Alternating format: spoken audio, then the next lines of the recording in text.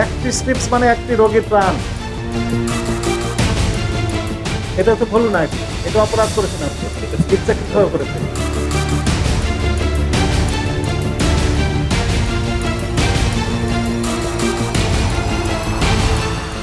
অনিয়ম ও অসঙ্গতির অভিযোগে রাজধানীর গ্রিন রোডের কমফোর্ট ডায়াগনস্টিক সেন্টারে জাতীয় ভোক্তা অধিকার সংরক্ষণ অধিদপ্তরের আকস্মিক অভিযান। এখানকার কর্তৃপক্ষ এখানে কি আপনার পরিচয়টা কি? আমার নাম মোহাম্মদ আব্দুল সালাম, আমি মেট্রোপলিটনের সহকারী পরিচালক। প্রতিষ্ঠানটির 10 তলার ল্যাবের ভেতর প্রবেশ করতেই তদারকি দলের চক্ষু চড়ক গাছ। 21 সালে মেয়াদ শেষ, কি বলবেন? এটা রেজাল্ট অ্যাকুরেট আসবে? মেয়াদ উত্তীর্ণ কিট দিয়ে রোগীদের ইউরিন টেস্ট করা সহ উঠে আসে নানা অনিয়ম। 100 জন রোগীকে আপনি মেরে ফেলতে পারছেন কিভাবে? এই যে রিয়েজেন্টগুলো 100টা কিট রয়েছে এখানে। এই 21 সালে মেয়াদ শেষ হয়েছে, আজকে 2024 সালের আগস্ট মাসের আজকে লাস্ট তারিখ। এতদিন যাবত আপনি রেখেছেন কেন? একটি না, একাধিক। মেয়াদ যেগুলো ছিল সেগুলো পাইছি। হ্যাঁ, তাহলে কেন আপনি রেখেছেন? এক্সপায়ার হয়ে গেছে, এগুলো আলাদা করে রাখা হয়েছে। 21 সাল থেকে আপনি কেন ফেলেন? ফালানো হয়নি, এটা হচ্ছে আমাদের ভুল। একটি স্ট্রিপস মানে একটি রোগীর প্রাণ। 100টা স্ট্রিপ এখানে রয়েছে, এখানে রয়েছে 100টি স্ট্রিপ। একে তো নেই দক্ষ ল্যাব টেকনিশিয়ান, অন্যদিকে ল্যাবের কার্যক্রম পরিচালনায় পাওয়া যায় একজন পিয়নকে। যখন আমি আপনাকে জিজ্ঞাসা করলাম প্রফেশন কি, তখন আপনি বললেন আপনি পিয়ন। কিন্তু আপনি তো একজন পিয়ন হয়ে আপনি মেডিকেল টেকনোলজিস্টের কাজ করতে পারবেন না। এবং পাশাপাশি এই ডিজাইনগুলো উনি নিজে তৈরি করতেছে, ওনাকে ফর্মুলা দেওয়া হয়েছে ডায়াগনস্টিক সেন্টার থেকে। এই রিয়েজেন্ট কীভাবে তৈরি করেছেন আপনি?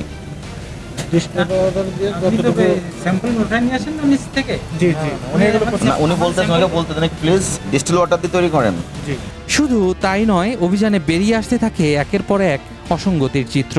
প্রতিষ্ঠানটিতে পরীক্ষা নিরীক্ষার জন্য নির্ধারিত মূল্য তালিকা ছাটানো থাকলেও তা ঢেকে রাখা হয় কৌশলে। পরীক্ষা নিরীক্ষার জন্য নেওয়া হয় দ্বিগুণ টাকা। আপনি এখানে ডিক্লেয়ার করেছেন 250 টাকা, কিন্তু আমরা আপনার একটা আজকে বিল আমরা চেক করলাম, সেখানে আছে 500 টাকা। এই দুইটা যে বিষয়, এই দুইটার বিষয় কি কোনো ব্যাখ্যা আছে আপনার কাছে? স্যার বলতে গেলে আমরা যখনই রুগীর যখন রিসিভ করব, কিছু টেস্ট যেহেতু আপডেট হয়েছে আমাদের দামটা এবং টেস্ট অ্যাড হয়েছে, সেক্ষেত্রে তখন আমরা বলবো স্যার আমাদের টেস্টের চার্টে দেওয়া আছে 250, আপনার কাছ থেকে আমরা 500 টাকা এটা নতুন করে দেওয়া হয়েছে। না, এটা তো কোনো যৌক্তিক কথা না। আপনি যদি এখানে মূল্য বৃদ্ধি করেন, এটা কবে তৈরি আপনার?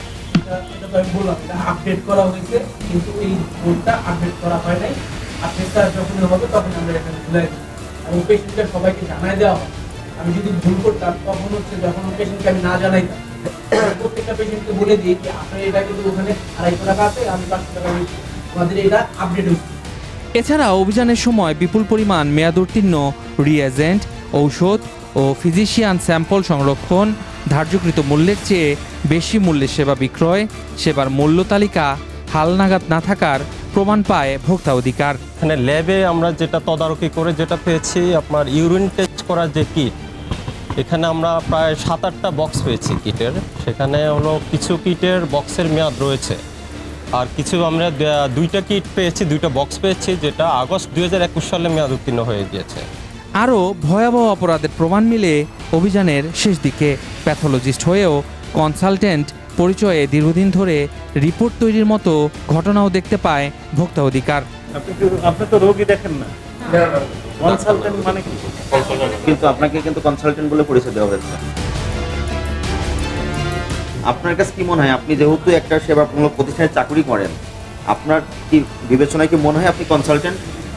এটার যোগ্যতা আপনার আছে? তাহলে আপনি কনসালটেন্ট হয়ে কেন ল্যাবরেটরিতে বসছেন? এবার কথা হলো, অভিযান হচ্ছে জেল জরিমানাও, কিন্তু টনক নড়ছে না সংশ্লিষ্টদের। একজন টেকনিশিয়ান তো আমরা পেলাম না, সেখানে আমরা জিজ্ঞেস করলাম, আমরা একজন পিয়নকে পেয়েছি। সে বললো যে এখানে মাইক্রোবায়োলজিস্ট কাজ করেন, কিন্তু আমরা কোনো মাইক্রোবায়োলজিস্টকে দেখিনি। আর পিয়নের সলিউশনটা আসলে তৈরি করছেন। মূল্য তালিকাটা রয়েছে, সেবার মূল্য তালিকা, ওটা এক পাশে রয়েছে, সেটা আপনার সোফা দিয়ে ঢাকা। বেশ কিছু সার্ভিস রয়েছে, ওটা টেস্ট ফি রয়েছে, যেটা আপনার দ্বিগুণ বিল নিচ্ছে, দ্বিগুণ, কিন্তু আপনার তালিকা রয়েছে কম। এবং এটা আমাদের নিয়মিত কন্টিনিউয়াস প্রসেস।